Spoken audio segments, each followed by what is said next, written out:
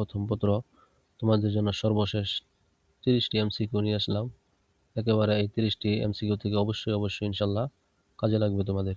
প্রথমটি হলো, আলী ইবনে আব্বাস কার প্রিয় পাত্র ছিলেন? উত্তর হলো মামুন। 2 নম্বর, বন্দি ব্যক্তিকে কোথায় রাখা হয়েছিল? উত্তর হলো আলীর নিজ গৃহে। 3 নম্বর, বন্দির জন্মস্থান কোথায়? উত্তর হলো ডেমাস্ক। 4 নম্বর, আশ্রয়দাতা কতদিন আলীকে আশ্রয় দিয়েছিলেন? উত্তর হলো 1 মাস। আশ্রয়দাতা আলীকে কি দিয়েছিলেন? স্বর্ণমুদ্রা।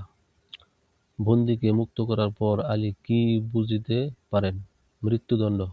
7 নম্বর, খলিফা শেষে কি সিদ্ধান্ত নেন? উত্তর হলো ক্ষমা করেন। সুবা গল্প থেকে সুবার আসল নাম কি? সুবাসিনী। 9 নম্বর, সুবার প্রধান সমস্যা কি? উত্তর হলো বুবা। 10 নম্বর, সুবার পিতার নাম কি? উত্তর হলো বাণীকণ্ঠ। 11 নম্বর, গ্রামের নাম কি? উত্তর হলো চন্দ্রীপুর।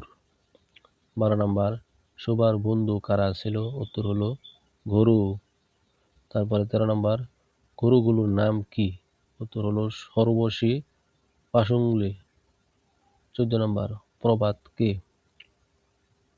অকর্মণ্য ছেলে। তারপরে শিক্ষা ও সাহিত্য অংশ থেকে লেখক বই পড়াকে কি বলেছেন? উত্তর হলো শখ। 16 নম্বর, শিক্ষার প্রধান অঙ্গ কি? উত্তর হলো সাহিত্য। 17 নম্বর, লাইব্রেরির লেখক কি বলেছিলেন? হাসপাতাল। 18 নম্বর, শিক্ষা কিসের উপর নির্ভর করে? উত্তর হলো ছাত্র। অপু দুর্গা অংশ, অপু কি দিয়ে লিখেছিল? উত্তর হলো কাঠের গুঁড়া। 20 নম্বর, দুর্গা কোথা থেকে আম এনেছিল? উত্তর হলো পটলিদের বাগান। 21 নম্বর, দুর্গার বয়স কত? 10 থেকে 11 বছর। অপু কড়ি কোথা থেকে নেয়? লক্ষ্মী পূজার চুপড়ি। তারপরে হইল 23 নম্বর, হযরত মৃত্যুর পর কে বক্তব্য দেন? উত্তর হলো আবু বকর, নবীজির মৃত্যুর পর।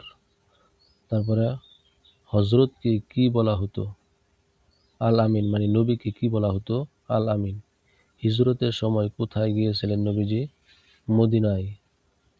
তারপরে বলতেছে নিম গাছের প্রতি কবির দৃষ্টিভঙ্গি কি? উত্তর হলো সৌন্দর্য। 27 নম্বর, শিক্ষা কিসের মই? উত্তর হলো মানব সত্তা। 28 নম্বর, জীবনের তুলনা কিসের সাথে করা হয়েছে? দোতলা ঘর। 29 নম্বর, আব্দুর রহমান কেমন ছিলেন? উত্তর হলো লম্বা ও শক্তিশালী। সর্বশেষ 30 নম্বর, আব্দুর রহমান আগে কি করত? উত্তর হলো সৈনিক। এই পর্যন্ত এই 30টি এমসিকিউ ইনশাল্লাহ ভালোভাবে এক নজরে দেখে নিবে। আশা করি কমন পড়বে কিছু অংশ হলেও। ধন্যবাদ। বাকি বাংলা দ্বিতীয় পত্র অন্যান্য সাবজেক্টের ভিডিও পেতে চ্যানেলটি সাবস্ক্রাইব করে রাখো এবং সুন্দরভাবে পরীক্ষা দেওয়ার সেই কামনা রইল। ধন্যবাদ। দেখে নাও।